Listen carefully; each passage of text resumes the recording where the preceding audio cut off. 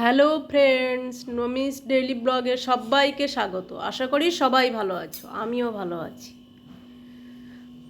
আজকে আমি টেস্টিকর কাঁচা আমের জেল করে দেখাবো, আপনারা দেখতে থাকুন। প্রথমে আমি কাঁচা আমগুলোকে সেদ্ধ করে নিয়েছি, নিয়ে ওগুলোকে ভালো করে চামচ দিয়ে আমের পাল্পগুলোকে আমি আলাদা করে নিচ্ছি। আমটা ভালো করে সেদ্ধ করতে হবে, খোসা থেকে আলাদা করে নিলাম। নিয়ে দেখুন কতগুলো হয়েছে, বেশ সফট। এগুলোকে ম্যাশ করে আমি নিয়েছি। দেখুন কত সুন্দর হয়েছে। কড়াইতে আমি জল গরম দিলাম, সামান্য একটু জল দিলাম। জলটা গরম হয়ে এলে গুড়ের যে বাতাসাগুলো হয়, ওই বাতাসা আর চিনি আমি মিক্স করে দিয়ে দিলাম।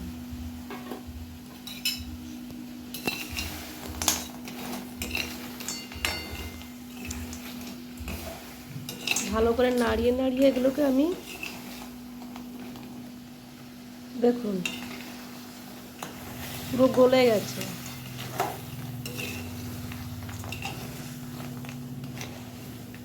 সবটাই গুড়ের বাতাসা দিলে গুড়ের গন্ধ ছাড়বে জেলটা দিয়ে। বেশি লাল হয়ে গেলে দেখতেও ভালো লাগে না। দেখুন বাতাসাগুলো সব গলে গেল।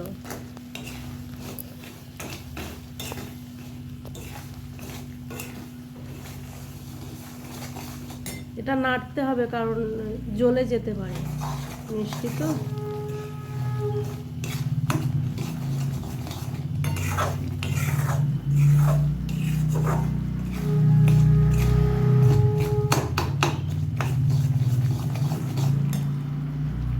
দেখে মনে হচ্ছে গুড় হয়ে গেছে।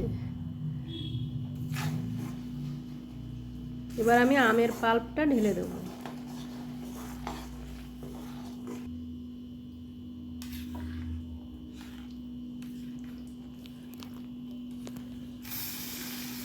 এটা বাড়ির বাচ্চা থেকে বয়স্ক সবাই খেতে পারবে।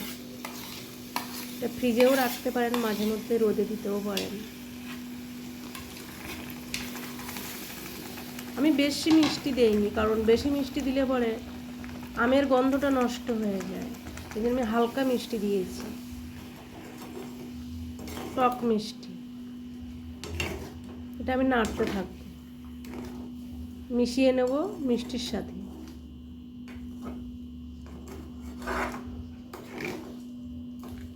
বেশ অনেকক্ষণ ফুটতে দেবো, কারণ বাড়তি যে জলটা থাকে না, ওই জলটা আমি শুকিয়ে নেব।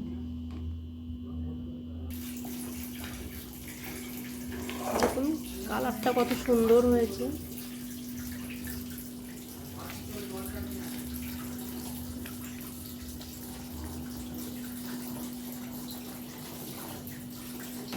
এটা বিশেষ করে বাচ্চারা খেতে ভালোবাসে, কারণ মিষ্টি তো, টক মিষ্টি।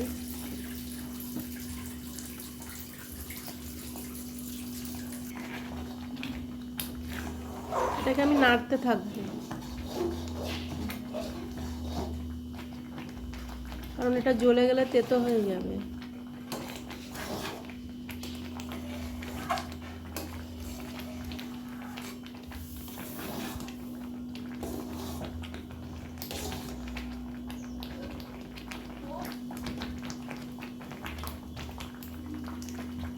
খুব সুন্দরভাবে ফুটছে এটা। এবার আমি উপর থেকে দিয়ে দিলাম গোটা মৌরি আর রাঁধুনি। ওটাকে আমি শুকনো খোলাইতে ভেজে গুঁড়ো করে রেখেছিলাম, ওটা আমি দিয়ে দিলাম, ওটা ফ্লেভারের জন্য। তারপরে দিয়ে দিলাম চিলি ফ্লেক্স।